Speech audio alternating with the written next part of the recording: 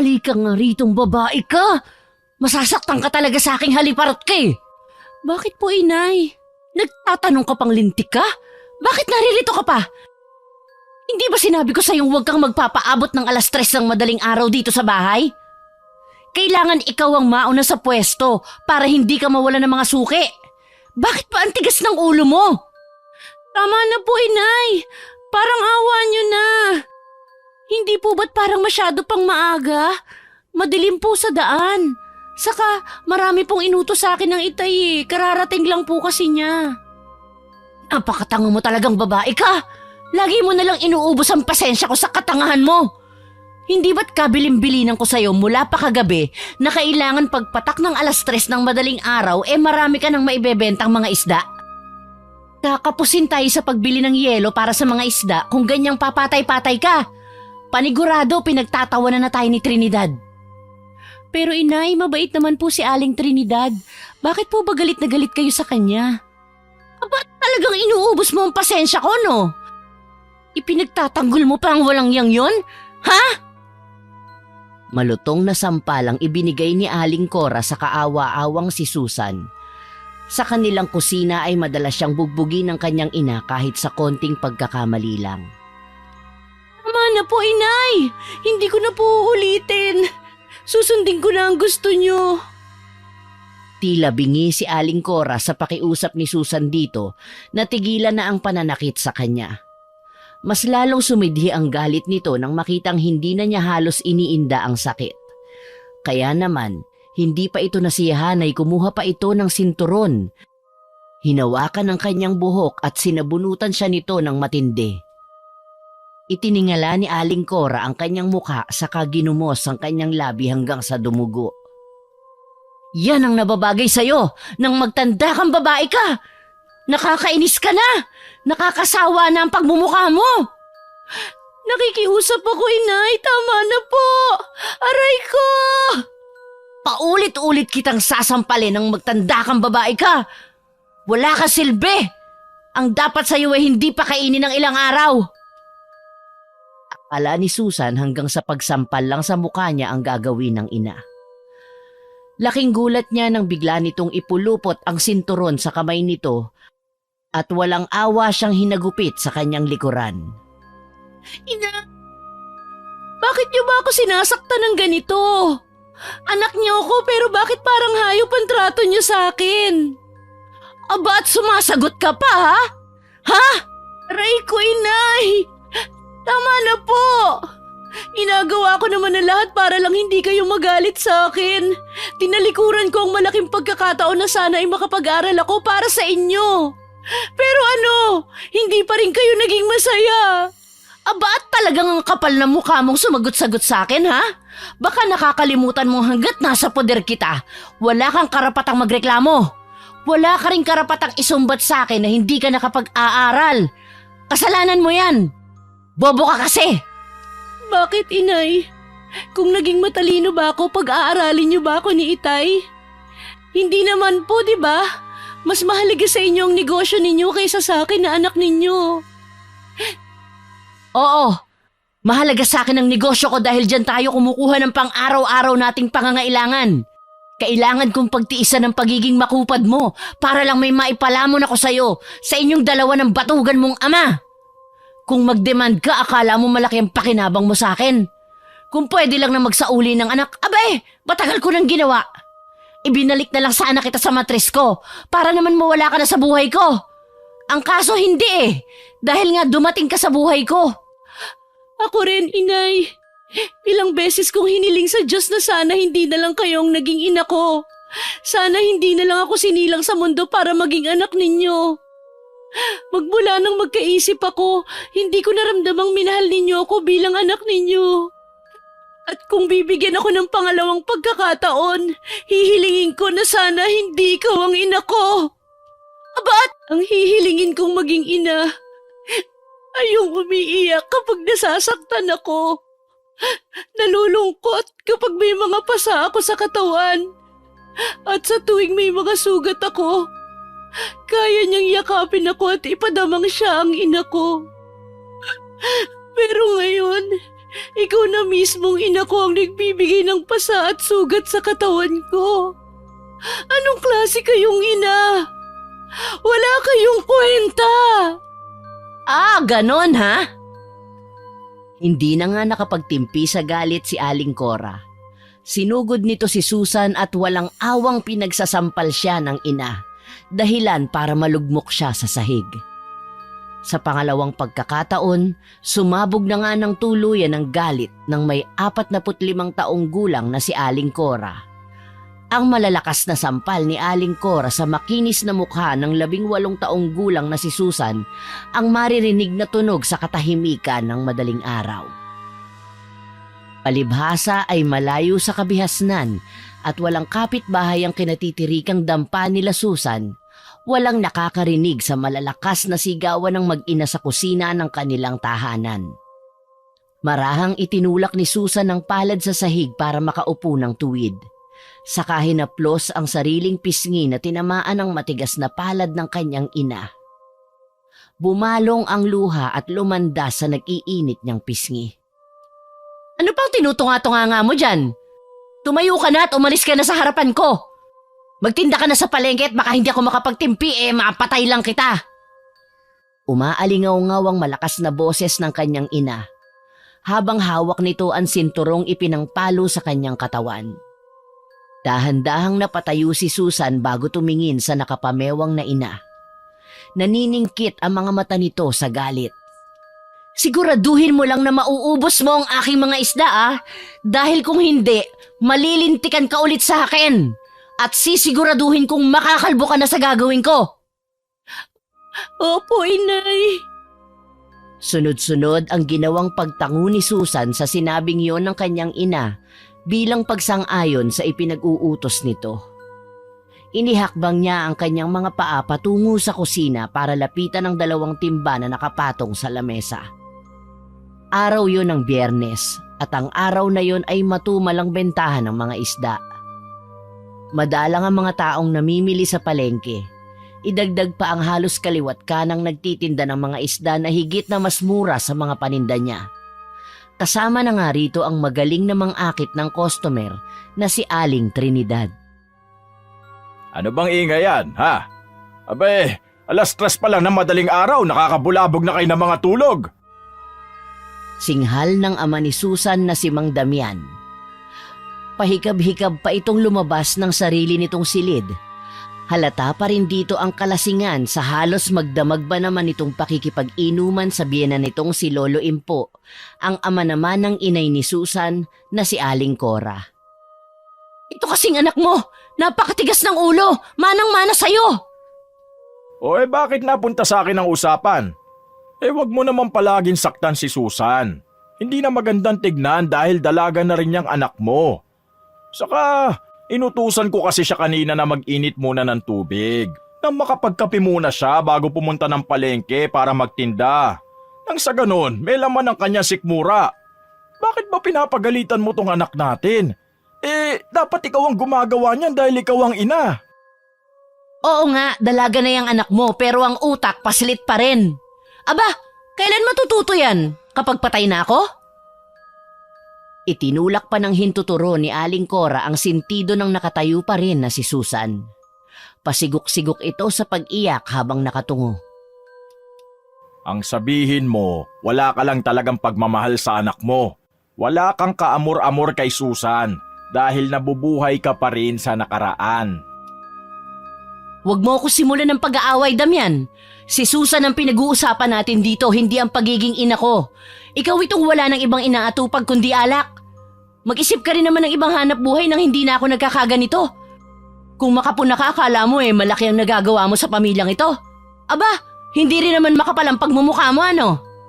Ikaw itong makapal ang mukha Bakit hindi ikaw ang magtinda ng mga isda riyan sa palengke? Tutal, ikaw naman ang palaging magaling. Pesteng buhay to, oo. Magsama kayo ng anak mo. Pareho kayong mga nagpapahirap sa buhay ko Makaalis na nga at baka makapatay lang ako ng mga taong walang laman ng utak at makikitid ang mga pag-iisip. Pagkatapos magsalita ni Aling Cora ay padabog itong umalis ng kanilang bahay. Naiwan na lang si Susan na humahagulgol ng iyak habang tinatanaw ang papalayong ina. Hala, kumilos ka na anak. Huwag mo nang hintayin na makabalik pa yung nanay mo at masaktan ka uli.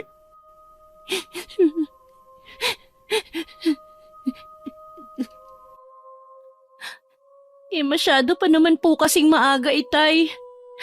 Isa pa, natatakot pa ako mag-isa sa daan. Masyado pa pong madilim. Nagkalat na po kasi ang mga balitang merong isang gumagalang mangkukulam sa ating baryo. Anong gusto mo? Abutan ka pa ng nanay mo rito? Sige po, Itay, dadaanan ko na lang po muna si Lolo Impo para kumustahin. Nako, huwag ka nang dumaan sa bahay ng Itay. Paniguradong abala siya sa mga oras na ito dahil sa kumakalat na kakaibang sakit dito sa lugar natin. Nambibiktima rin ngayon ng malupit na mangkukulam. Marami po palang nagpapagamot kay Lolo. Ang alam ko po, Itay, bawal na sa kanya ang nasusobrahan ng pagod. Baka tama lang po na dumaan ako sa kanya bago po sana ako tumuloy sa palengke para magtinda. Ay, wag na nga. Bakit ba ang tigas ng ulo mo? Kaya ka nasasaktan ng nanay mo dahil hindi ka marunong makinig eh. Paano kung doon pala pumunta ang nanay mo? Paano ka ngayon? Imposible po, Itay. Alam ko pong magkagalit si Lolo Impo at Inay. Kumunot ang noo ni Mang Damian dahil sa sinabi ni Susan. Mukha rin na wala itong nalalaman tungkol sa nabanggit na pagkakatampuhan ng mag-ama. Ay teka, anong galit ba ang pinagsasasabi mo ha anak? Abay, kahapon lang kausap ko ang lolo mo. Wala namang nababanggit ang Itay tungkol kay Cora. Hindi ko rin po alam, Itay. Saka hindi ko na po talaga nakikitang nag-uusap sila ni Inay eh. Bahagyang napaisip si Mang Damian at muli ay tumingin sa anak. Ay baka dahil doon kaya akala mo magkagalit ang nanay mo at ang lolo Impo mo. Kaya nga, huwag ka na muna pumunta ron ha. Delikado sa panahon ngayon, baka madamay ka. Madamay po saan, Itay? Wala naman po sigurong masamang mangyayari sa akin kung sakali pong bisitahin ko ang lolo. Kuwan kasi, hindi mo ba alam kung anong kumakalat na suliranin dito sa ating baryo? Abay, usap-usapan na rito sa ating barangay na pwede raw tayong may makasalamuhang mangkukulam. Akala ko po ba hindi sila totoo kagaya ng nabanggit ninyo kanina? Kasi anak, iba naman kasi ang pagkakalahad mo kanina. At ang lolo mo ang gumagamot ng mga taong kinukulam. Aba mahirap na. Paano kung balikan ng Itay ng mangkukulam at gamitin ka para matalo siya? Kaya nga wag na muna anak. Wag ka munang magpakita sa lolo mo. Nanlaki ang mga mata ni Mang Damian habang sinasabi ang nangyayaring suliranin kay Susan. May punto rin ang ibig sabihin ng nais nitong mangyari. Kung bakit kailangan niyang huwag munang magpakita kay Lolo Impo. Araw-araw ay nakakasanayan na ni Susan ang palaging dumadaan sa bahay ng kanyang Lolo Impo para magbigay galang dito. Idagdag pa ang tuwa sa kanyang nararamdaman kapag nakikita niya itong nakaupo at pinagagaan ang kalooban niya. May dala ring swerte sa kanya kapag nakakausap si Lolo Impo. Nagkakataon kasi na nauubos ang kanyang panindang mga isda sa tuwing nakakausap niya ito. Hala, bilisan mo na. Kumilos ka na. Sundin mo na lang ang iniuutos sa'yo ng nanay mo. Sakalang nanumbalik sa kasalukuyan ang pag-iisip ni Susan nang marinig ang malakas na boses ng kanyang ama. Nagmamadali siyang kumuha ng 2 timba na may mga laman na isdang bangus at mga tulingan. Sa kabilang timba naman ay puro mga isdang galunggong na mas nauuna pang maubos kaysa sa malalaking isdang dala niya. Bukod kasi sa mura na, mukha ring sariwa ang mga yon. Sige po, Itay, alis na po ako. Ay teka, wala ka bang dalang ilaw? Ang mabuti pa, dalin mo na tong gasera ko. Ilang oras na lang din naman ang hihintayin ko at magliliwanag na rin ang buong paligid. Iniabot ni Mang Damian ang lumang gasera sa anak. Salamat po, Itay. O ambilin ko ha, huwag ka munang dumalaw sa lolo mo. Mas makabubuting dumiretso ka na sa palengke. Una lang ang ginawa ni Susan bilang tugon sa sigaw sa kanya ng amang si Damian bago ito tumalikod sa kanya para bumalik sa kwarto nito. Malalim ang buntong hininga na muling itinuon ni Susan ang pansin sa kanyang nilalakaran. Katulad ng ibinilin sa kanya ng ama, hindi na muna siya dumaan sa bahay ng kanyang lolo para sana ay magbigay galang muna rito. Tinahak na lang niya ang daan patungo sa palengke. May mga nakakasabay na rin siyang mga tao na maagang pumupunta sa talipapa para makapamili ng mga paninda o di kaya ay maagang magbukas ng kanilang mga tindahan. May mga ilang tao na bahagyang umiiwas sa kanya at bumibilis ang paraan nila ng paglalakad. Ang ama naman niyang si Mang Damian ay isang bangkero at mas madalas ay mangingisda. Nakikihuli lang ito sa lambat at ang mahuhuli nitong mga isda ay siya naman niyang inilalako sa palengke. Katulad ng mga isdang daladala niya ngayon. Malapit sila sa dagat kaya hindi mahirap sa kanila ang umangkat ng mga paninda sa iba kung walang nahuhuli ang kanyang ama. Si Aling Cora naman ay mas madalas taong bahay lang. Madalas din itong nasa kapitbahay at kung minsan gabi na ito umuuwi. Katwiran nito ay naririyan naman daw siya para maghanap buhay para sa kanilang pamilya. Pagkadating sa pwesto ni Susan sa palengke ay humahangos na sinalubong siya ng may 48 taong gulang na si Aling Trinidad. Maganda pa rin ito at simple lang manamit. Mabait ito sa kanya at kapag nauunang nauubos ang paninda nitong isda, ay tinutulungan siya ng ginang para magtinda hanggang sa maubos nila yon. Ibinaba ni Susan ang mga dalang timba saka humarap kay Aling Trinidad. Naku, Ineng, hindi ka dapat naririto.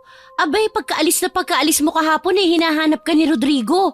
Galit na sumugod dito. May dalang itak. Ho? Bakit daw po? At may dala pang itak? Ano raw po ang dahilan at hinahanap ako? Sunod-sunod ang tanong ni Susan sa hindi mapakaling si Aling Trinidad. Nagdadalawang isip ito kung sasagutin ba ang tanong niya o hindi. Pero agad din naman itong napatingin sa kanya. Pun kasi, galit na galit si Rodrigo. Mukhang sa paninda mo isinisisi ang pagkakasakit ng anak at asawa nito. Mabuti na lang talaga at maagang naubos ang iyong paninda. At kanina nga, muli na naman siyang bumalik dito, hinahanap ka. Natatakot ako para sa'yo, Ineng. Naku, Aling Trinidad, wala ho ako nalalaman sa ibinibintang niya sa akin. Nakakasigurado po akong sariwa at ligtas kainin ng isdang itinitinda ko. Ganun ang nangyari, Susan. Dala pa nga nito ang ilang pirasong isda at talaga namang inuuod na ang mga yun. Ang ipinagtataka raw nila ay may mga tinikpa ng lukban ng mga bituka ng mga ito. Diyos ko, hindi po maaari na magkaganon ng paninda ko. Hindi po ba't nakita nyo rin kung gaano kalilinis ang mga isda? Kutob ko nga gusto ka lang nilang siraan. Hindi ba at inaway rin ito ng iyong ama nung nakaraan? Hindi naman po yata tamang sa akin sila gumante. Napahawak na lang si Susan sa kanyang dibdib pagkatapos marinig ang sinabing yon ni Aling Trinidad. Lalo siyang hindi mapakali ng pagbaling niya sa hindi kalayuan sa kanyang kinaroroonan ay nakita niya si Rodrigo. Dala nito ang itak. Ay, Diyos ko, Susan! Tumakbo ka na! Dito ka magdaan sa likod ng tindahan ko, dali! Talagang delikado. Desidido ang lalaking yun, nasaktan ka! Tarantang pahayag ni Aling Trinidad sa kanya. Sa pagkakataong yun ay hindi na malaman ni Susan ang kanyang gagawin. Paano po ito mga paninda ko? Ay, Diyos ko namang bata ka, oo. Huwag mo nang alalahanin ang paninda mo. Kailangan mo makaalis dito. Magmadali ka, parating na siya. Halos ipagtulakan ni Aling Trinidad si Susan sa pag-aalala na baka maabutan ito ni Rodrigo. At dahil natataranta na rin ang matanda, minabuti nito na hilahin siya sa braso papunta sa likurang bahagi ng pwesto nito. Natatabingan lang yon ng trapal. Pero hindi rin nakatiis ang ginang at nagpasya na ring sumunod sa kanya. Sandali, Susan! Hintayin mo ako! Doon ka muna sa bahay ko pansamantalang magtago hanggat hindi pa humuhupa ang sitwasyon. Bilisan niyo, Aling Trinidad. Baka makita po niya tayo. Huwag ka muna magsalita at hinihingal na ako. Mabilis ang ginawang mga paghakbang ng dalawa para makalayo sa taong iniiwasan nila. Pagkaraan ng ilang minuto ay nakarating din sila sa bahay ni Aling Trinidad. Maliit lang ang kubong yari sa kawayan. Ang bubong naman ay yari sa dahon ng anahaw. Maraming mga nakasabit na orkidya sa paligid ng buong kabahayan. May mga pinatuyuring isda na nakasabit sa mga puno ng bayabas. Tuloy ka, Susan. Pagpasensyahan mo na tong bahay ko, ha? Hindi mo kailangan umuwi sa inyo dahil natitiyak kung pagagalitan ka lang ng iyong ina. May bago ka pa namang mga pasa sa katawan. Pumasok ang dalawa sa bahay ni Aling Trinidad. Naunang pumasok ang ginang at sinundan naman yon ni Susan. Sa sala sila pansamantalang namalagi. Iginala ni Susan ang kanyang paningin sa kabuuan ng sala. Maliwanag na ang sikat ng araw ng mga oras na yon, kaya nakikita na rin niya ang buong kaayusan ng kubo. Ganon din ang mga larawan na maayos na nakasabit sa dingding. Pati ang mga kwintas na mukhang luma na pero malinis pa rin itong nakasabit. Maupo ka muna, Susan, at ipagtitimpla muna kita ng kape. Pagkaraan ay pumasok na rin si Aling Trinidad sa kusina nito para magtimpla ng kape. Sakalang naupo si Susan sa upuang yari pa rin sa kawayan. Ilang minuto lang ang lumipas, bumalik na rin si Aling Trinidad na may bitbit na isang tasang tinimplang kape. Oh, Susan, magkape ka muna. Makakatulong ang kape para mabawasan ang pag-aalala mo. Inabot ni Susan ang tasa ng mainit na kape sa kadahan-dahang humigop. Nasarapan siya sa timpla nito. Maraming salamat po sa kape, Aling Trinidad. Naku, walang anuman, Susan. Matanong ko nga po kayo, bakit po ang bait-bait ninyo sa akin? Wala lang. Magaan kasi ang pakiramdam ko sa'yo eh. Isa pa, naaawa ako sa kalagayan mo. Teka, bakit kaya palagi ka nalang sinasaktan ng iyong ina? Hindi ko rin nga po alam eh. Pero kahit malupit siya sa akin mahal na mahal ko po ang aking ina. Ang swerte naman ng iyong ina sa pagkakaroon ng anak na katulad mo. Hindi ko maiwasan ang hindi mainggit sa kanya. Kung nabubuhay lang ang aking anak, kasing edad mo na rin siya. Ho? Oo, patay na siya nang maisilang ko sa mundo. Kung ganun po, Aling Trinidad, mag-isa na lang po kayo sa buhay? Nasaan po ang asawa ninyo? Ay nako, sumakabilang bahay na. Birong saad ni Aling Trinidad kay Susan. Pagkatapos magkwento ay umupo na rin si Aling Trinidad sa upuang paharap kay Susan. Maliwanag na po ang paligid, Aling Trinidad. Pwede na po yata akong bumalik sa palengke. Naku, wag muna, delikado pa. Pansamantala dumito ka muna sa bahay ko. Naku, salamat na lang po, Aling Trinidad. Masyado na pong malaking abala para sa inyo. Huwag kang mag-alala, wala naman akong kasama dito sa bahay kung yan ang inaalala mo. Isa pa, kapag nag-aagaw ang dilim at liwanag, nagsusulputan sa paligid ang mga mangkukulam. Mahirap na. Hindi po yun ang inaalala ko, Aling Trinidad. Ang paninda ko po kasi baka mawala sa palengke.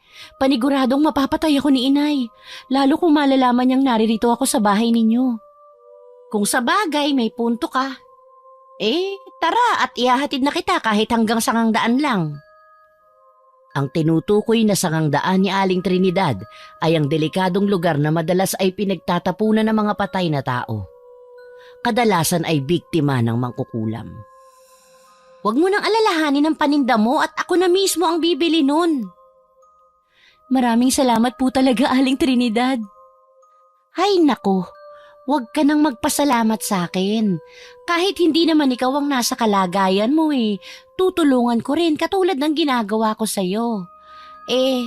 Siya nga pala, heto ang bayad ko Nakakaiyak naman, Aling Trinidad. Maluha-luha si Susan habang nakatingin sa perang iniaabot sa kanya ng matanda. Sige na, huwag ka nang umiyak. Pati ako naiiyak na rin Pagkatapos ay lumabas na sila ng bahay. Magkasabay silang naglakad hanggang sa Sangangdaan na bumabaybay sa daang patungo sa palengke at bahay naman ni Susan. Natanaw muna ni Susan ang papalayong ginang bago ito tuluyang nawala sa kanyang paningin nang lumiko sa kanto. Pero nakakailang hakbang pa lang si Susan nang bigla ay may dumaklot sa kanyang buhok. Walang hiyang babae ka! Tama nga ang hinala ko! Inay! Nasasaktan po ako, bitawan ninyo ang buhok ko! Walang ano-ano'y narinig ni Susan ang tinig ni Aling Trinidad. Bitiwan mo siya! Boses ni Aling Trinidad. Gulat naman ang naramdaman ni Susan nang makita si Aling Trinidad na nakatayo sa likuran ng ina. Binitiwan naman ng kanyang ina ang buhok niya at matapang na hinarap si Aling Trinidad. Kumusta? Matagal na panahon din ang lumipas, pero wala ka pa ring pagbabago. Pati anak mo sinasaktan mo. At kailan ka pa nagkaroon ng karapatang pigilan ako sa aking ginagawa? Palibhasa kasi mahilig kang makialam ng buhay ng may buhay. Nakikialam ako dahil hindi na tama ang ginagawa mo sa anak mo. Alam mo bang delikado ang buhay ni Susan? Wala akong pakialam. Palibhasa kasi maitim ang hasang mo. Aba at sinusubukan mo ko, ha? Pagkatapos magsalita ni Aling Cora, ay nagmamadali nitong sinugod si Aling Trinidad. Wala nang nagawa si Susan para pigilan ang kanyang ina. Kitang-kita niyang sinabunutan nito ang buhok ni Aling Trinidad. Nagpambuno ang dalawa at nagpagulong-gulong sa lupa, kasabay ng palitan ng maaanghang na mga salita na para bang may iba pang dahilan kung bakit nag-aaway ang mga ito. Hanggang sa makuha na rin ang atensyon ng ibang mga taong naroroon. Nagsipaglapitan ang mga ito at pinagtatawanan ang komosyong kanilang nasasaksihan. Ang iba naman ay nagpupustahan pa na parang may mga manok na nagsasabong. Tama na po, inay! Huwag niyo pong saktan si Aling Trinidad! Pero ayaw magpaawat ni Aling Cora sa pagsabunot sa napapailalim na si Aling Trinidad. Niyakap ni Susan ang bewang ng kanyang ina para mailayo sa pagkakadaga nito kay Aling Trinidad, pero talagang malakas ang ina. Ang iba namang nakikiusyoso sa kaguluhang nagaganap ay walang gustong umawat sa dalawa. Patuloy sila sa ginagawang pagpusta sa dalawang babaeng nag-aaway. Matagal na ako nagtitimpi sa pakikialam mo sa buhay ko. Palibhasa, inggitera ka. Ikaw ang inggitera. Nang malaman mong kumuha ko ng pwesto sa palengke, kumuha ka rin ng pwesto. Katapat pa ng tindahan ko. Ang kapal naman ang mukha mo. Kung hindi ka naiinggit sa buhay ko, bakit pati ang anak ko pinakikialaman mo? Dahil hindi na tama ang ginagawa mo sa anak mo. Makabangon lang ako dito, kakalbuhin ko talaga yung ulo mo. Kahit kailan hindi ka mananalo sa akin. Walang hiya kang babae ka. Patuloy ang pagsasabunutan ng dalawang babae. At sa pagkakataong yun, dumating naman sina Lolo Impo at si Mang Damian. Kapwa humahangos na dumiretso ang mga ito sa pag-awat sa dalawa. Pinagtulungan nilang paghiwalayin ang dalawang babaeng nag-aaway sa gitna ng kalsada. Halos mapunit ang damit ni Aling Trinidad sa mahigpit na pagkakakapit ni Aling Cora. Habang si Aling Trinidad naman ay nakabawi rin at naipulupot nito sa braso ang mahabang buhok ng katunggali. Napaghiwalay lang ang dalawa ng pwersahang yakapin ni Mang Damian ng bewang ni Aling Trinidad, imbis na ang hawakan nito ay ang nagwawala pa ring asawa. At nang tumigil na si Aling Cora sa pagwawala, sakalang bumitiw sa pagkakasabunot si Aling Trinidad sa buhok nito. Sakalang din bumitiw sa pagkakayakap sa bewang ni Aling Trinidad ang nabibiglang si Mang Damian. Walang hiya ka, Damian! Talagang umawat ka sa babaeng yan? Tumigil ka na! Nakakahiya ka! Ang babaw ng dahilan mo para manakit ka ng tao! Lalong nagwala si Aling Trinidad sa sinabing yon ni Mang Lalong nagwala si Aling Cora sa sinabing yon ni Mang Damian. Habang ang braso naman ni Susan ay nakayakap din sa bewang ng nagwawalang ina. Pinalis ng ina ang kanyang braso sa bewang nito sa kalumingon sa kanya. Sinampal siya nito ng ubod ng lakas. Tarantada kang babae ka! Traidor ka! Bakit po? Alam mong galit na galit ako sa babaeng yan, pero heto ka at nakikita ng dalawa kong mga mata na magkasama kayo kanina. Pumunta ako ng palengke at wala ka ron. Iniwan mo ang paninda mo para sumama sa babaeng yan. Halos mangibabaw ang malakas na boses ni Aling Cora habang kausap nito si Susan. Pasensya na po, inay. Natakot po ako kanina nang sabihin sa akin ni Aling Trinidad na galit sa akin si Mang Rodrigo. May dala po siyang itak. Ang totoo po niyan, tinulungan ako ni Aling Trinidad. Wala akong pakialam! Hindi ko gustong makita na magkasama kayo ng babaeng yan. Naiintindihan mo? Ano po bang masama kung sumama ako at makipag-usap ako kay Aling Trinidad? Wala siyang ginagawang masama sa akin. Kung tutuusin, mas may kwentang tao pa siya kesa sa inyo. Halos umikot ang ulo ni Susan sa lakas ng sampal na muling pinadapo ni Aling Cora sa pisngi niya. Ang kapal ng mukha. Hindi na naituloy ni Aling Cora ang iba pang sasabihin nito kay Susan nang biglang may sumampal sa pisngi nito. Nasa po nito ang pisngi at tiningnan kung sino ang sumampal. Halos manlaki ang mga mata ni Susan nang makita ang kanyang lolo Impo na nakaangat pa ang kamay matapos nitong sampalin ng ina. Sumusobra ka na! Palagi ka na lang malupit sa apo ko! Tama lang na makarinig ka ng masasakit na salita mula kay Susan! Dahil tama ang kanya mga sinabi sa'yo! Lolo, tama na po. Hayaan mo ko, apo! Hindi ko na kayang makitang nahihirapan ka ng ganito sa sarili mong ina! Pinagsisisihan ko ang araw na minahal kita, Cora, bilang kaisa-isa kong anak! Huwag kayong makialam dito, Itay. Alam ninyo kung ano ang nararamdaman ko. Tumigil ka! Huwag mong palabasin na ako masama rito! Kung hindi mo kayang mahalin ang apo ko, mas makabubuting sa akin muna siya tumira. Mamuhay ka ng mag-isa dahil yun ang nararapat. Tama si Itay, Cora. Hindi ko na rin kayang matagalan ang mga pananakit mo sa anak natin. Ganun ba? Sige, magkampihan kayo. Magsama-sama kayo. Nako, dapat lang yan sa'yo. Isa ka pa. Alam kong ikaw ang mangkukulam dito. Sinabotahe mo ang paninda ko para ikaw ang lumabas na mabuting tao sa paningin ng anak ko, sa paningin ng asawa ko. Maghintay ka lang, patutunayan kung nagkamali silang lahat. Masama ka! Pagkatapos duru-duruin ni Aling Cora si Aling Trinidad, ay mabilis na itong tumalikod paalis. Malalaki ang mga hakbang na lumayo ito sa kanila para umuwi sa kanilang tahanan. Sakalang bumagsak ang mga luha ni Susan na kanina pa niya pinipigilan nang makaalis na ang kanyang ina. Parang pinipiga ang puso niya sa pagtalikod na yon ng kanyang ina. Kaya nilapitan na lang siya ni Aling Trinidad, saka niyakap siya ng mahigpit. Lalong napahagulgol ng iyak si Susan nang maramdaman ang mahigpit na yakap ni Aling Trinidad. Pasensya ka na kung umabot kami sa pag-aaway ng iyong ina. Hindi ko na sana kayo lalapitan kanina pero nakita kong sinasaktan ka, kaya nagmadali akong lapitan kayo. Maraming salamat po, Aling Trinidad, sa mga tulong ninyo sa akin. Iniangat ni Susan ang paningin sa mukha ni Aling Trinidad, saka siya kumawala sa pagkakayakap dito at pinahid ang mga luhang lumandas sa kanyang pisngi. Huwag ka na munang magpakita sa palengke katulad ng sinabi ni Lolo Impo sa'yo kanina. Mas makabubuting doon ka na muna pansamantalang tumira sa kanya. Tama si Trinidad, Susan. Susundan ko na muna ang iyong ina. Baka kung anong maisipan niyang gawin. Baka bubuting nasa tabi niya ako palagi. Tayo na, apo ko.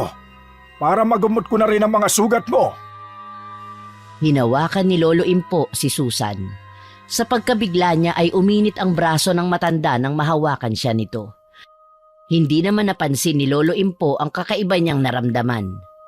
Nagpatiuna na lang ito sa paglalakad at ganun din si Mang Damian at Aling Trinidad para bumalik sa kani-kanilang naiwang trabaho. Walang imik na sumunod sa uugod-ugod na matanda si Susan. Ganun din ang ginawa ng ibang taong nakasaksi sa kaguluhan kanina. Lahat sila ay nagpasya na ring magsipag-alisan at ibinibidang natalo sila sa pustahan. Binaybay ng maglolo ang makitid na daan patungo sa kinaroroonan ng maliit na bahay ni Lolo Impo. Nang makarating sa kubo nito ay nakita agad ni Susan ang iba't ibang klase ng halamang gamot. Lolo, nag-aalala po ako para kay inay. Napahinto sa paglalakad si Lolo Impo para harapin si Susan. Malungkot itong tumingin sa kanya habang may luha ang mga mata. Lo, umiiyak kayo? Bakit po? Wala, apo ko. Pakiramdam ko kasi parang kasalanan kong nangyayari sa'yo. Kung alam ko lang na mangyayari sa'yo to, hindi sana ako nakagawa ng bagay na sobrang pinagsisisihan ko ngayon. Ang lolo naman mas lalo po ninyo akong pinapalungkot kapag nakikita kitang nagkakaganyan. Huwag mo na nga lang pansinin ang mga sinabi ko, Apo. Pumasok na muna tayo sa loob. Masyado na kasing mataas ang araw. Sandali. Ikaw ba'y kumain na? Parang wala po akong ganang kumain, Lo. Dahil ba sa mga nangyari kanina? Huwag kang mag-alala, Apo ko. Lilipas din ang galit ng iyong ina. Hayaan muna nating si Damian ang umayos ng gulo kanina. Mas makabubuti ring umiwas ka muna kay Trinidad para hindi na lumaki pa ang gulo. Pagkatapos magsalita ni Lolo Impo ay tumalikod na ito para pumasok sa loob ng tahanan nito. Si Susan naman ay sumunod na rin dito saka umupo sa upuang yari sa kawayan sa sala ng tahanan ni Lolo Impo. Iginala niya ang paningin sa kabuuan ng sala. Napansin niyang walang anumang larawan ang nakasabit sa dingding maliban sa mga pangontra sa mga mangkukulam na karaniwang ginagamit nito para mapagaling ang mga pasyente. May mga pulseras na yari sa bungo ng butiki, pinatuyong buto ng kobra at kahit ang bahay ng pagong. Pumasok lang saglit si Lolo Impo sa maliit nitong silid. Pagkaraan ng ilang segundo ay muli itong lumabas sa kwarto. Napatayo si Susan nang mapansin ang hawak nito. Isang pulseras na yari sa pinatuyong bungo ng isda. Kakaiba yon at nakakahalinang tingnan dahil may mga pakintab pa sa bawat butas ng bungo. Lumapit si Lolo Impo kay Susan. Lolo, para saan po yan? Pangontra ito, Apo ko. Laban sa mga malulupit na mangkukulam na gumagala sa baryo natin ngayon. Akin ang kamay mo at ako mismo ang magsusot nito sa'yo. Iniabot ni Susan ang kanyang kamay sa matanda habang nakabuka ang pulseras para isuot sa kanya. Bakit po kailangan magsuot ako nito, Lolo? Para iadya ka sa kapahamakan o panganib. Natatakot akong ikaw ang gantihan ng mga natatalo kong mangkukulam. Ayokong gamitin kanila para magsilbing pain sa akin. Sa pamamagitan mo, Susan, maaari silang magtagumpay sa mga binabalak nilang gawin laban sa akin. Bakit, Lolo? Totoo po ba talagang may mangkukulam? Oo, Apo. Pagkatapos maisuot kay Susan ang pulseras ay umupo si Lolo Impo sa upuang malapit kay Susan. Sakalang napansin ng dalaga na kanina pa pala siya nakatayo. Kaya naman umupo na rin siya katabi ng inuupo ang silya ng matanda. Patingin na mga sugat mo, Apo. Naririto pala sa bulsa ko ang panggamot. Iaabot sana ni Susan ang kanyang kamay sa matanda pero agad din niyang binawi yon nang maalala ang kakaibang nangyari kanina. Ayos lang po ako, Lolo. Natatakot po kasi ako sa sinasabi ninyong mangkukulam. Traidor kasi sila kung lumaban. Isa lang na uri ng mangkukulam ang kinatatakutan ko sa ngayon. Yon ay ang mga burolto. Isang uri ng mangkukulam na pumapatay ng tao gamit ang tinik ng lukban. Diyos ko, Lo. Baka pumapahama kayo. Huwag kang mag-alala sa akin, Apo. Hanggat nasa akin ang medalyon kong ito, walang mangyayari sa aking masama. Inilabas ni Lolo Impo ang suot-suot nitong kwintas. Kulay pula yun na mayroong butas sa gitna. Hinubad yon ng matanda para ipakita kay Susan. Pero bigla siyang napaso nang mahawakan ng medalyon ng matanda. Naihagis niya yun sa sahig. Nagtataka namang pinulot yon ng matanda at madilim ang paninging pinakatitigan siya nito ng matiim. Lo, bakit po mainit ang pendant ng kwintas niyo? Nagtataka rin nga ako, Apo. Bakit napaso ka sa kwintas ko? Alam mo bang isa sa kapangyarihang tinataglay ng suot kong medalyon ay ang kakayahan niyang malaman kung anong klaseng nilalang ka o kung may mangkukulam sa paligid? Nagsipagtayuan ang mga balahibong pusa sa katawan ni Susan nang marinig ang dahilan ng pag-iinit ng kanyang kamay. Pinagmasdan niya ang Lolo Impo niya habang ibinabalik ang medalyon sa leeg nito. Napansin din niya ang biglang pagpula ng mga mata ni Lolo Impo. Bigla po akong kinabahan, Lolo. Natatakot po ako sa naging reaksyon ng katawan ko sa medalyon niyo. Alumpihit naman sa pagkakaupo ang matanda habang malikot ang mga matang nagpalipat-lipat ang tingin nito sa napasong palad niya at sa hawak nitong medalyon. Nakapagtataka talagang hindi mo mahawakan ng medalyon. Pero nagawa mong suotin ang pulseras na ibinigay ko sa'yo. Tapatin niyo na ako, Lolo. Kahit po ako naguguluhan din sa naging reaksyon ng katawan ko sa pangontra niyo. Umiinit kasi ang aking medalyon kapag ang hawak nito ay nasa ilalim ng itim na kapangyarihan. At kapag matagal na ang iyong pagkakahawak dito, posibleng matunaw ka at manganib ang buhay mo. Mayroon kang bakas na galing sa isang mangkukulam o dugo ng isang matapang na albularyo. Po! Gimbal na napaatras sa kanyang pagkakaupo si Susan. Sinasabi niyo po ba, Lolo, na isa akong mangkukulam? Kahit na kailan ay hindi pa nagkakamali ang aking medalyon na po. Ang ipinagtataka ko lang ay naisuot ko naman sa iyo ang pangontra. Nangangahulugang hindi pa rin tiyak kung bakit umiinit sa iyo ang kwintas. O di kaya nahawakan ka ng isang malupit na mangkukulam. Paano po kayo nakakatiyak, Lolo? Dahil naiwan sa palad mo ang bakas ng aking medalyon. Pinagmasdang mabuti ni Susan ang kanyang palad. Naroroon nga ang bakas ng medalyon. Posibleng sa akin po bumalik ang kulam sa mga taong napapagaling ninyo. Dahil sa akin ipinasa ang bakas ng mangkukulam? Hindi pa ako nakatitiyak, apo ko. Isa lang ang malinaw sa akin ngayon. Kailangan kong itigil ang panggagamot ko. Dahil sa sandaling mapagaling ko ang aking mga pasyente, maaring ikaw ang makakaramdam ng mga pahirap na aking gagawin. Patawarin mo ako, apo ko. Nahuli ako sa pagprotekta sa iyo. Napayukong napaluha na lang ang matanda sa mga natuklasan nito. Yumuyog-yog ang mga balikat nito. Gustuhin mang hawakan ni Susan ang balikat ng matanda ay hindi niya magawa. Nakuyom na lang niya ang kamao sa ere at malungkot na nakatingin dito.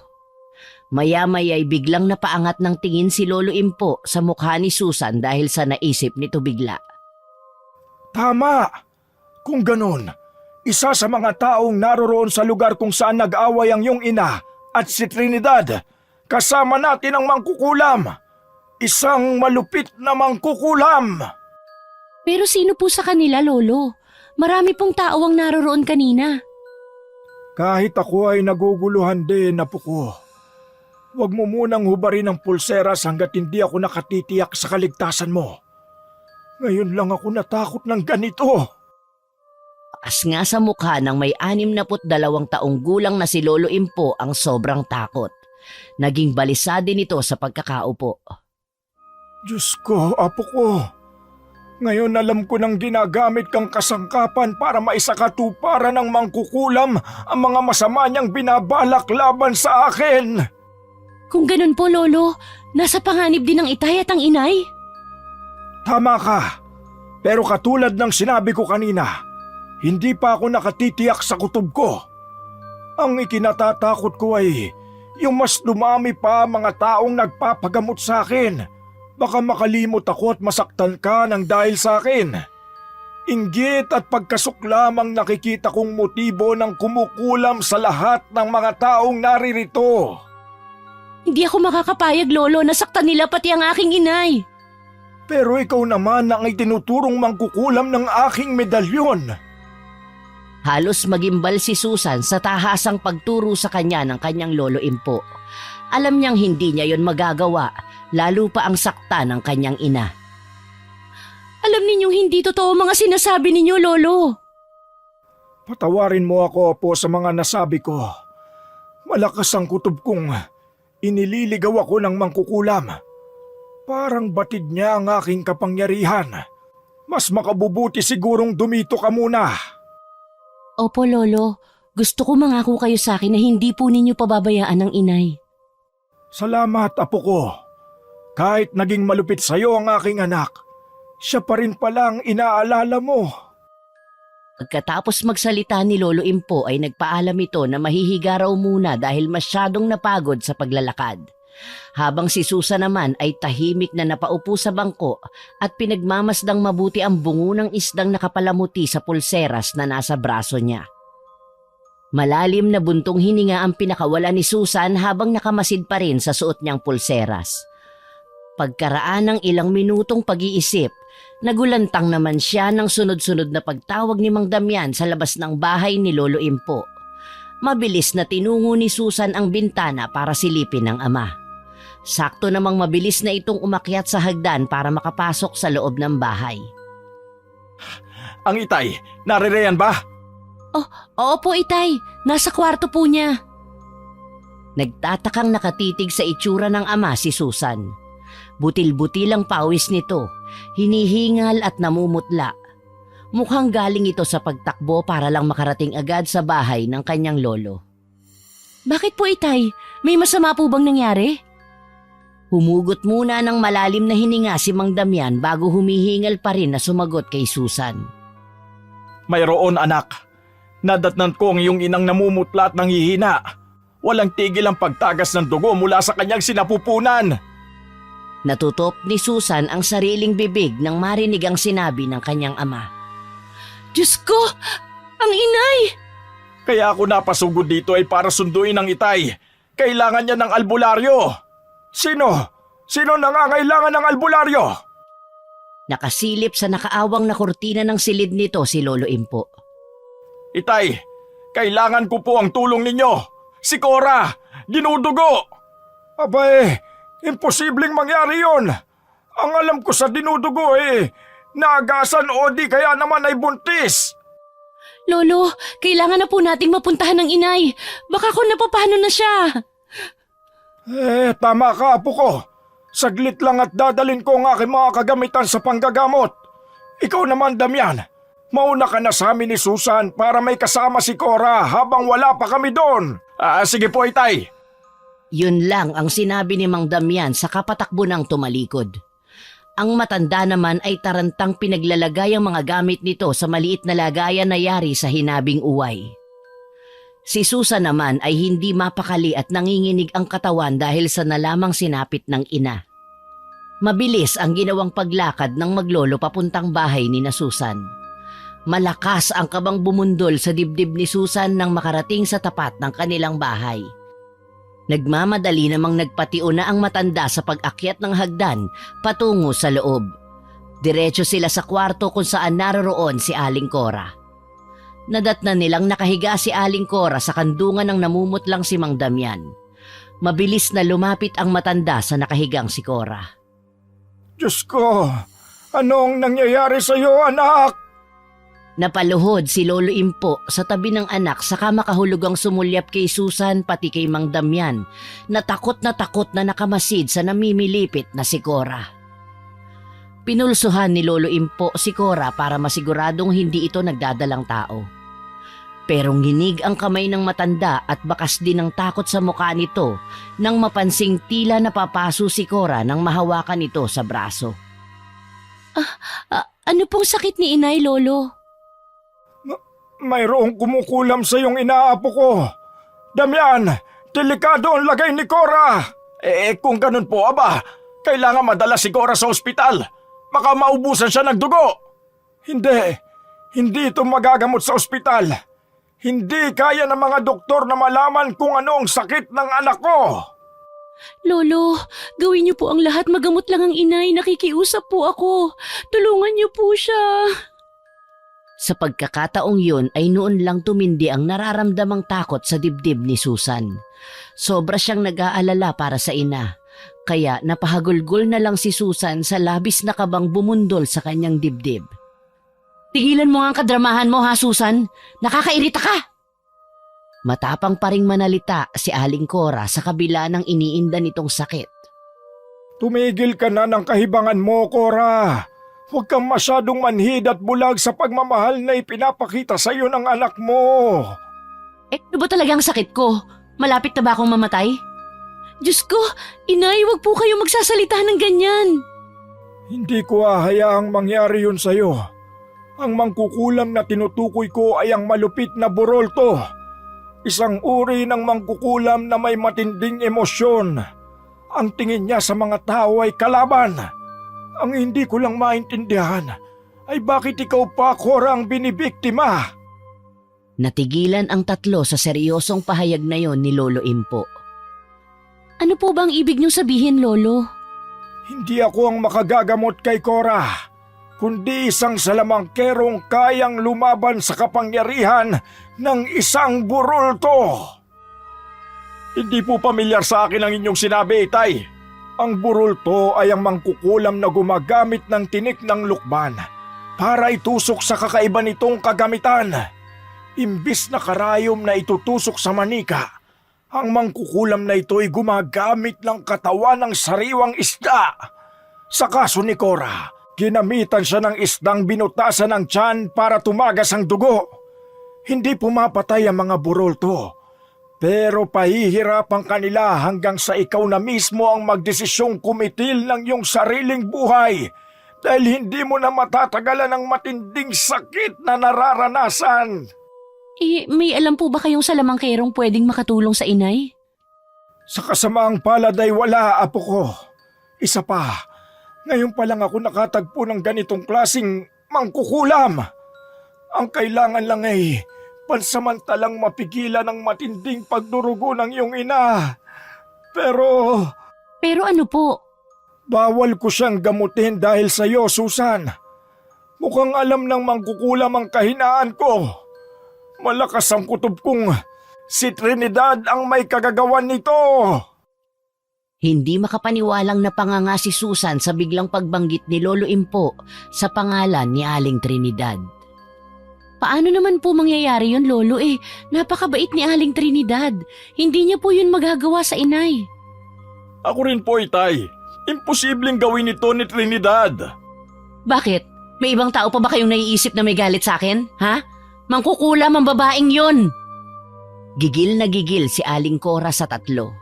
Napabalikwas pa ito ng upo at umirap kay Damian na parang sinasabi nitong pinagtutulungan na naman siya para kumampi kay Aling Trinidad. Mukhang tama ang asawa mo, Damian. Pasensya ka na po, pero si Trinidad lang ang naiisip kong may motibo para gawin ito sa iyong inay. Pero Lolo, sa pagkakakilala ko po sa kanya ay mabuti siyang tao. Hindi pa rin ako naniniwalang magagawa yun ni Aling Trinidad. Mapagpangga pa mga burolto. Mapanlin lang. Kadalasan ay ipinakikita nilang pag-uugaling mabait. Pero ang totoo, kukuhanan kanila ng isang hibla ng buhok para ilagay sa loob ng tiyan ng isda at saka nila kukulamin ng taong nais nilang pasakitan. Tanging ang dinikdik lang na bawang na may asin ang alam kong makakagamot sa kanya. Pero katulad ng nabanggit ko sa bahay kanina, kapag ginamot ko si Cora, ikaw naman ang masasaktan, apo ko. Dahil yun sa bakas na iniwan ng mangkukulam sa iyong katawan. Para saan pa tong pangontra ko sa kamay kung hindi rin naman ito magagamit para protektahan ako? Siguro nga po ay tama kayo, Lolo. Ngayon, ipagtatanggol mo pa rin ba ang walang hiyang babaeng yon? Siya lang ang humawak sa'yo. Siya lang ang nasa bunutan ko kanina. Kung ganun, Lolo, gamutin na ninyo ang inay. Huwag niyo na ho akong alalahanin. Hindi maaari, apo ko. Mapapahama ka. Itay, sinasabi ba ninyo na mas mahalaga pa sa inyo ang babaeng yan kesa sa akin na anak ninyo?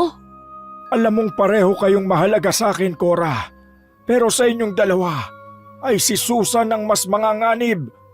Kahit dito man lang makabayad ako sa mga kasalanang nagawa ko sa kanya at sa pagmamalupit mo sa batang yan.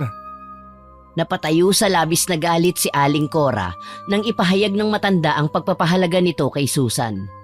Tila nawala ang iniinda nitong sakit at masamang tinapunan ng tingin ang nakatayong si Susan.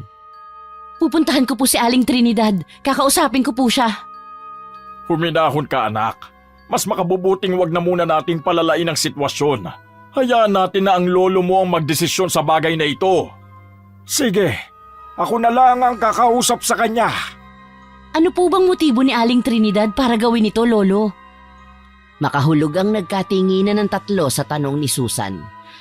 Si Lolo Impo ang agad na nakabawi at inakay sa labas ng silid ni Cora ang dalaga Pagkatapos ay pinaupo sa sala at malungkot na naupo paharap sa kanya.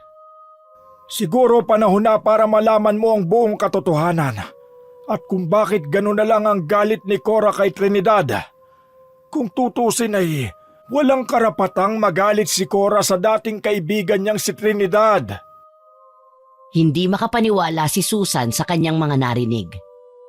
Ang ibig niyo pong sabihin, dating magkaibigan ng inay at si Aling Trinidad? Paano pong humantong sa ganito ang relasyon ng dalawa? Nagkataon na iisang lalaki lang ang minahal ng dalawang magkaibigan. Yon ay ang iyong amang si Damian. Magkasintahan noon si Trinidad at si Damian nang mabuntis ni Damian si Cora.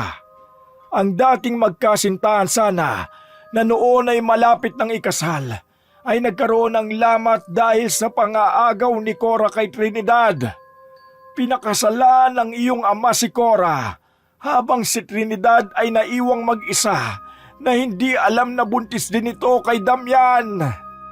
Diyos ko! Sabay po silang nabuntis? Ganun na nga, apo ko.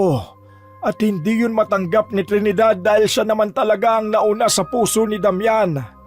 Alam kong hanggang ngayon ay may pagtingin pa rin si Damian kay Trinidad at yon ang hindi rin matanggap ni Cora. Sa parehong araw, magkasabay na nagsilang ang magkaibigan ng sanggol na babae. Sa nakalulungkot na pagkakataon, patay ang isinilang na anak ni Trinidad at isinisi niya yon sa iyong mga magulang. Kaya siguro naisipan itong kulamin ng iyong ina. Pero matagal na po yun. Bakit ngayon lang siya gumaganti? Hindi ko rin alam, apo. Patawarin mo ko, anak. Hindi ko alam kung paano ko hihingi ng tawad sa lahat ng pagkakamaling nagawa ko kay Trinidad. Kaya hindi ko siya masisi kung bakit humantong siya sa ganito. Kalalabas lang ni Mang Damian sa kwarto nilang mag-asawa nang sumingit siya sa nadat ng pinag-uusapan ng maglolo. Magsasalita pa sana sila nang mula sa labas ay nakarinig sila ng sunod-sunod na pagsigaw ng lalaki. Si Rodrigo ang tumatawag sa atin. Ano kaya ang sadya nito? Sinilip ni Damian sa bintana ang lalaki sa labas. Pero gano'n na lang ang panghihilakbot na kanyang naramdaman nang bigla itong pumasok sa kanilang bahay. Nagwawala ang lalaki habang may dalang itak, pilit na sumusugod kay Susan at pinagbibintangan siyang mangkukulam. Alam ninyong hindi ako mangkukulam. Nagkakamali kayo. Wala pa ring tigil sa pagwasiwas ng itak sa ere si Mang Rodrigo. Galit na galit ito kay Susan. Mabuti na lang at naagaw yon ng kanyang ama. Umalis ka rito! Kung hindi ay mapipilitan akong itaga sa iyo ang hawak kong itak na ikaw mismo ang may dala! Anong kaguluhan yan? Wika ni Aling Cora sa nagkakagulong mga lalaki. Nanlalaki ang mga matang napatingin si Rodrigo sa gawin ng ina ni Susan. Halos mataranta ito sa takot nang makita si Aling Cora. Tumakbo ito palabas ng bahay at nagsisigaw. Nakita siguro ng lalaki ang mga dugong nasa suot na saya ng kanyang ina, kaya gano'n na lang ang takot nito. Hindi ka na muna sana lumabas, anak! Alam kong hindi ninyo ako magagamot. Kaya ano pang silbi kung mananatili lamang ako sa aking silid? Pupuntahan ko si Trinidad at magtutuos kami! Baka sa mukha ng ginang ang pagbalatay ng matinding galit. Hahakbang na sana ito para lumabas ng bahay ng walang ano-ano ay namilipit ito sa sakit ng tiyan. At nang hindi na nito makayanan ng sakit ay bigla itong nabuwal sa pagkakatayo at bumagsak sa sahig. Ang pangyayaring ito'y sinundan naman ng biglang pagdaing ni Susan dahil bigla ring sumakit ang tiyan nito. Hindi maipaliwanag ni Susan ang pananakit ng kanyang buong katawan na parang sinisilaban. Biglang tumaas ang temperatura ng katawan niya saka nakaramdam ng pagbaliktad ng sikmura. Ano yan? Ano ang mga yan? Ang tinutukoy ni Damian ay ang mga bituka ng isdang lumabas sa mga isinuka ni Susan. Kahit si Susan ay binalot na rin ng takot nang makita ang mga bituka na lumabas sa kanyang bibig. Napakalansa at walang kasing baho ang amoy. May mga kasamang dugo ang lumalabas sa bibig ni Susan. Mahabaging langit! Nagsisimula ng umatake ang mangkukulam! Magmadali ka, Damian! Samahan mo kong magdasal! Maghawak-hawak kamay tayo! Nagdadalawang isip pang sumunod si Mang Damian sa utos ng kanyang biyenan. Naupo sila sa paligid ng nakahiga ng si Susan at Aling Cora, habang si Susan ay namimilipit pa rin sa sakit ng tiyan. Umusal ng taimtim na panalangin si Lolo Impo, pero hindi yun umiepekto para mapagaling si Susan. Patuloy ito sa pagsusuka. Nasa kalahatian pa lang ng seremonya si Lolo Impo nang biglang tumigil sa paggalaw si Susan. Nawala na rin ito ng malay katulad ng kanyang ina. Napasabunot na lang sa sariling buhok ang matanda nang makita ang sinapit ng mag-ina sa kanyang harapan. Kailangan nitong puntahan si Trinidad bago pa mahuli ang lahat. Bantayan mo muna silang dalawa, Damian. Kailangan kong puntahan si Trinidad. Kailangan kong maisabit sa kanya ang aking medalyon para mapigilan ang paggamit niya ng isda para mangulam. Opo, Itay. Mag-iingat kayo. Tumayo na si Lolo Impo saka nagmamadaling lumabas ng bahay. Naiwan si Damian na mag-isang inaayos ang mga katawan ng mga mahal niya sa buhay. Saka bumalatay sa mukha nito ang matinding pag-aalala habang pinagmamasdan ang walang malay na mga babae. Samantala, sa bahay naman ni Trinidad, pasado 2:00 ng hapon habang nasa sala. Biglang bumundol ang kaba sa dibdib niya nang mula sa bintana ay natanaw niya ang naglalakad na matandang si Lolo Impo papalapit sa kanya. Nagmamadali ito at blanko ang ekspresyon ng mukha. Matagal na panahon na rin nang huli itong dumalaw sa kanyang bahay, ang panahong namatay ang sanggol na kanyang isinilang. Ito ang nag-iisang saksi sa kung paano niya naranasan ang mawala ng isang anak. Ang matandang ito rin ang nagpaanak sa kanilang dalawa ni Aling Cora. Lolo Impo! Napatayo si Aling Trinidad nang sa wakas ay makaharap ng muli ang hinihingal na matanda. Maaari ka bang makausap, Trinidad? Pumasok muna po kayo. Hintayin po ninyo ako rito sa sala at ikukuha ko lang po kayo ng maiinom. Nako, hindi na kailangan. Makikiusap sana ako na kung maaari ay itigil mo na ang pangungulam sa aking anak at apo. Nagtatakang napatingin si Aling Trinidad sa seryosong mukha ni Lolo Impo.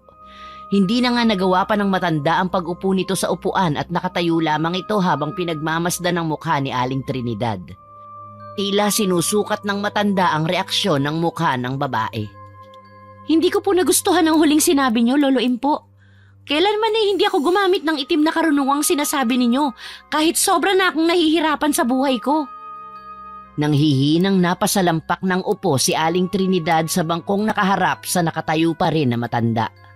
Hindi ko alam kung paano ko ito sasabihin sa'yo. Pero ang aking apo at si Cora ay kapwa mga walang malay ngayon dahil sa taong kumulam sa kanila at... At ako ang pinaghihinalaan ninyong kumukulam sa kanilang dalawa? Sandali lang ho Hindi ho ako kasing sama ng iniisip ninyo. Alam ninyo yan. Hindi ko magagawa ang sinasabi ninyo. Alam nyo kung gaano ko pinapahalagahan si Susan. At kahit napupuot ako sa inyong anak, kailanman ay hindi ko sila magagawang saktan. Patawarin mo ko. Pero ikaw lang ang may matinding motibo para gawin yon sa aking anak. Huwag ka nang magpanggap pa. Kung iinsultuhin nyo lang ako sa loob ng pamamahay ko, makakaalis na kayo. Kaya kong patunayan na malinis ang budhi ko. Baka nakakalimutan ninyong ako ang totoong biktima rito. Ako ang nagparaya para sa kaligayahan ng mga agaw ninyong anak. At dahil sa kapabayaan ninyo, namatay ang aking anak. Siguro nga sinadya ninyo nang tuluyang mapa sa kamay ng anak ninyo si Damian. Kaya nga ikaw ang naisip kong gagawa noon. Dahil sa kaapihan mo kaya gumaganti ka ngayon. Kaya nakikiusap ako. Itigil mo na ang pananakit sa anak ko. Napahagulgol na lang ng iyak si Aling Trinidad sa paratang na yon ng matanda. Muling sumariwa ang alaalang naungkat sa kanyang isipan kung gaano siya nasaktan sa pagtataksil ng kaibigan at ni Damian sa kanya.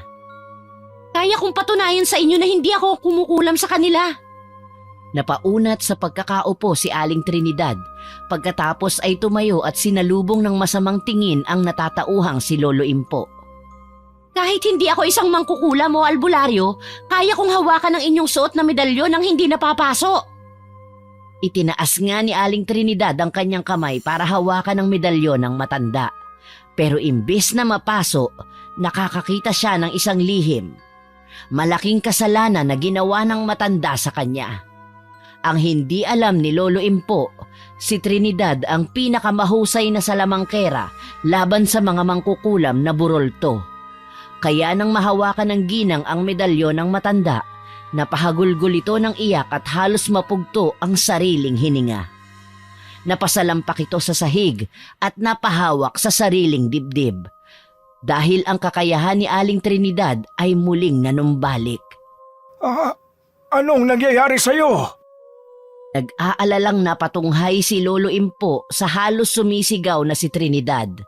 Sakto rin ang pagdating ni Mang Damian para ibalitang nagkamalay na sina Susan at Cora. Nagpalipat-lipat ang tingin ng kadarating pa lang na si Mang Damian sa dalawang tao na magkaharap habang damang-dama sa boses ni Trinidad ang sakit. Kampon kayo ng kadiliman! Paano niyo ito nagawa sa akin, Lolo Impo? Bakit? Sa mga sandaling yon ay napatayo na si Trinidad para kwelyuhan ang matanda. Inawat lang ito ni Mang Damian. Ano bang nangyayari sa'yo para saktan mo ang itay? Isa rin ako sa mga humintong salamangkera. At nang mahawakan ko ang medalyon na suot ni Lolo Impo, nakita ko! Nakita ko! Sabihin mo, Trinidad! Nagpupumilit si Lolo Impo kahit baka sa boses nito ang sobrang takot at pag-aalala. Dalhin ninyo ako kay Cora at ihaharap ko sa inyo ang tunay na mangkukulam. Ang buroltong hinahanap ninyo ay nasa inyong bahay, Lolo Impo. At kung hindi kayo naniniwala, sasamahan ko kayo. Pakaladkad na hinila ni Aling Trinidad si Lolo Impo. Maging ito ay hindi makapagsalita.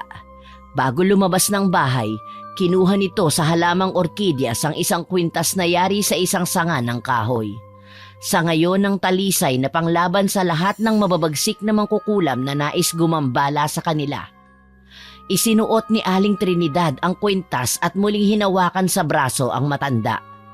Sa pagkakataong yon, si Lolo Impo na ang halos namimilipit sa sakit dahil siya ang napapaso sa pagkakahawak ni Trinidad sa kanya. Si Damian naman ay tahimik lang na nakamasid sa dalawa at hindi naiintindihan ang mga nangyayari. Sumunod ito sa dalawang naunang maglakad patungo sa kanilang tahanan. Hanggang makarating sila sa bahay ni na Susan at Aling Cora. Natanaw ni Susan ang halos pakaladkad na paghila ni Aling Trinidad sa kanyang lolo. Kaya kahit nanghihina pa ay nilapitan niya ang mga paparating at pilit pinalis ang mahigpit na pagkakahawak ni Aling Trinidad sa braso ng kanyang lolo. Pero hindi niya yun nagawa dahil maging siya ay napaso sa matinding init na gumapang sa kanyang kamay nang magdikit ang balat nila ni Aling Trinidad. Talagang ang kapal na mukha mo magpakita sa akin. Bitiwan mo ang braso ng aking ama. May gusto siyang patunayan kaya siya naririto. Pero imbes sumagot, sumugod si Aling Cora sa kinaroroonan ni Aling Trinidad at agad na tinangkang sabunutan ito sa buhok pero nakailag si Aling Trinidad. Ngayon, Lolo Impo, gamutin ninyo sa harap ko ang magaling ninyong anak. Nabigla si Lolo Impo. Si Susan naman ay naguguluhang nakamasid lang sa mga kilos ng mga tao na nasa kanyang harapan. Idagdag pa ang kakaibang pakiramdam nang dumating si Aling Trinidad sa kanilang tahanan. Nagsindi ng kandila si Lolo Impo saka lumuhod sa tabi ng nakatayong si Aling Cora. Ngunit inawat ito ni Aling Trinidad at ito mismo ang nagsagawa ng isang ritual bilang isang salamangkera. Pumikit ito ng mariin saka umusal ng isang kakaibang orasyon. Doon nila napansin ang kakaibang paggalaw ng usok ng kandila patungo sa kinaroroonan ni Aling Cora. Dahil doon, napaatras si Aling Cora at parang bigla itong namutla. Biglang naparalisa ang buong katawan ni Aling Cora. Susan, kunin mo yung nag-iisang isda sa timba. Nakatago yun sa ilalim ng lamesa. Nakapagtatakang alam na alam ni Aling Trinidad kung nasaan nakatago ang mga natitirang isda. Palaging nakikita ni Susan ang kanyang ina na naghihiwalay ito ng isda sa kanyang paninda. Tinungo ni Susan ang kusina at tinukoy ang timba sa ilalim ng lamesa. Pagkatapos ay kinuha yon at dinala sa nakaluhod pa rin na si Aling Trinidad. Pagkatapos ay ilapag mo sa sahig sa paanan ng iyong ina. Sa sandaling mailagay mo na ang isdang yan, hindi na tuluyang makakagalaw pa ang iyong ina katulad ng isdang hawak mo. Huwag kang maniwala sa kanyang iniuutos sa'yo. Mangkukulam ang babaeng yan. Pagkasalita ni Aling Cora ay muling bumalik ang pananakit ng tiyan ni Susan. Hindi niya maipaliwanag ang sakit. Basta ang alam niya, konektado ito sa ginagawang ritual ni Aling Trinidad sa kanyang ina. Muling sumuka ng dugo si Susan, bagay na ikinatigil ni Aling Trinidad nang makitang nahihirapan siya. Baka sa mukha nito ang pagdadalawang isip kung itutuloy ba nito ang sinimulang ritual o hindi. Ang akala mo ba basta-basta ka na lang magtatagumpay, ha? Sa tuwing palalalain mo ang aking sakit, si Susan ang mismong magdudusa sa sakit ko. Parang nauupos na kandilang napaupo si Aling Trinidad sa namimilipit pa rin na si Susan. Matagal na niyang tinalikuran ang panggagamot laban sa mangkukulam na burulto. At ngayon nahaharap siya sa mahirap na sitwasyon.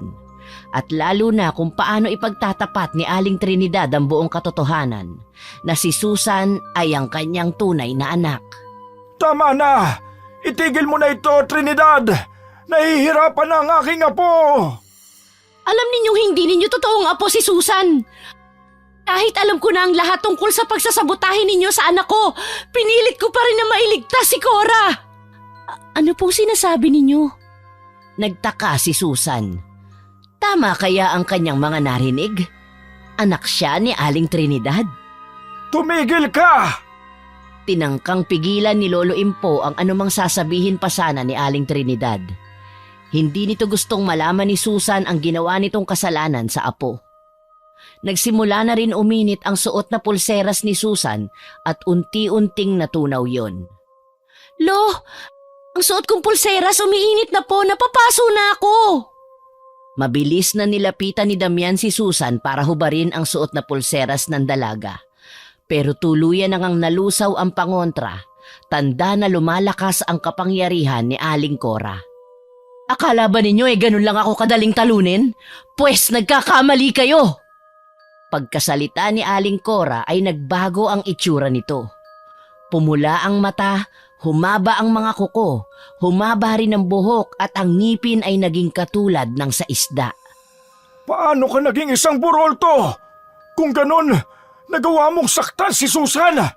Hindi ko alam na hahantong ka sa ganito kahit ginawa ko ang lahat para sa'yo. Lumayas ka sa harapan ko, tanda! Magkasama tayo sa pagpaplano. Akala ba ninyo basta-basta ko nalang matatanggap ang anak ni na Damian at Trinidad? Ang gusto ko, hindi sila maging masaya. Akin lang si Damian! Maging ang boses ni Aling Cora ay nag-iba na rin. Lumakas ang hangin at namatay ang sindi ng kandila. Tumindi rin ang kilabot na nararamdaman ni Susan nang makita sa malapitan ang pagbabagong anyo ni Aling Cora. Ang itsura nito ay isang nakakatakot na mangkukulam. Inulam niya ang kanyang sarili para palabasin na ako ang may gawa nito sa kanya. Lolo Impo, ninakaw ninyong dalawang aking anak para ipalit sa namatay ninyong tunay na apo. Masahol ba kayo sa demonyo? Maluha-luha sa galit na nararamdaman si Aling Trinidad. Tumayo ito at tumingin kay Susan. Tila nagkakaintindihang napahagulgol na rin sa iyak ang dalaga at humarap din ang kanyang Lolo Impo. Totoo po ba, Lolo? Totoo ba ang mga narinig ko? Kaya pala hindi ako minahal ng walang kwenta ninyong anak.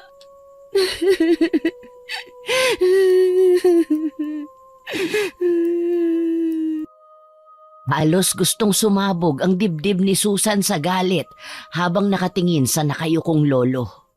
Si Damian naman ay nanlalabo na rin ang paningin sa luhang sumilay sa mga mata nito. Matinding puot ang naghahari ngayon kay Susan para kay Aling Cora at Mang Damian. Patawarin mo ko, apo ko. Ayoko niyo ako. Kaya pala nasasaktan ako sa tuwing nakikita kong sinasaktan ni Cora ang anak ko. Anak natin, Damian, si Susan. At ito ang naging bunga ng pagtataksil mo sa akin. Huwag na kayong magdrama. Manood na lang kayo sa ipakikita ko kung paano ko unti-unting dudurugin ang katawan ng anak ninyo. Hindi naman pwedeng ang anak ko lang ang namatay. Dapat pare-pareho tayong miserable ang buhay.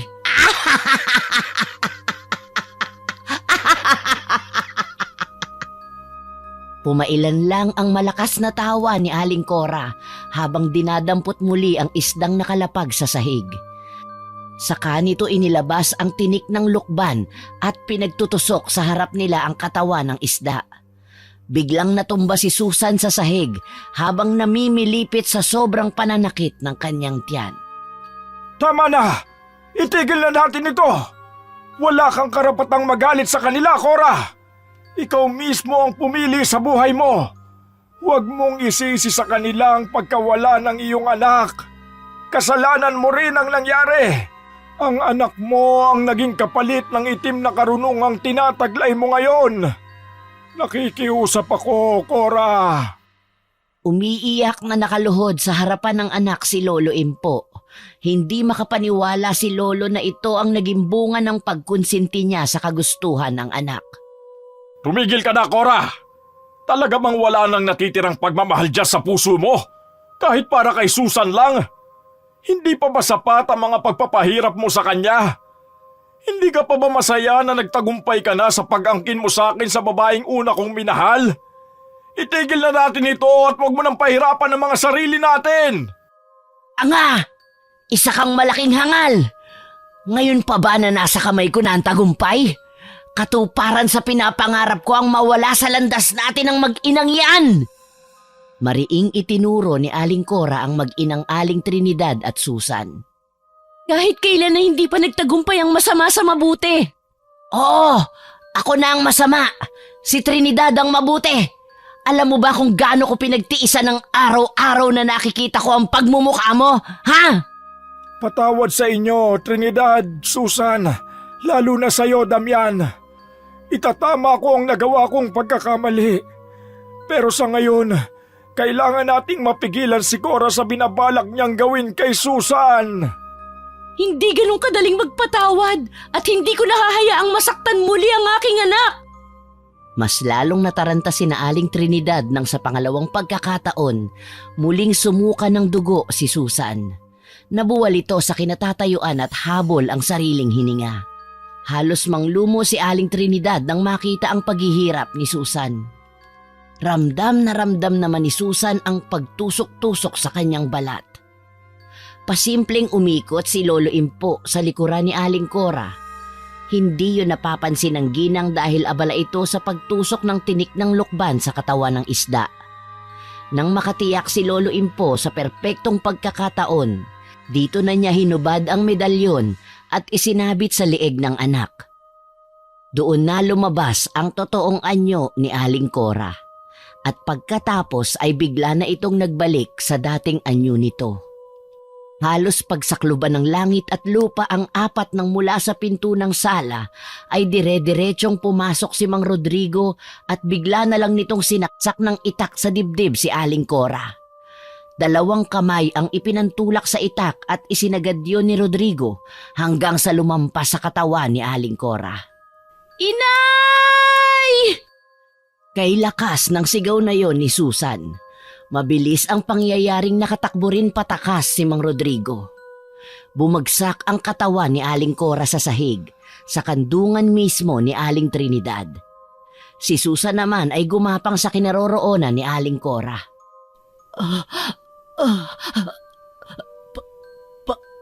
Patawarin mo ko, Susan.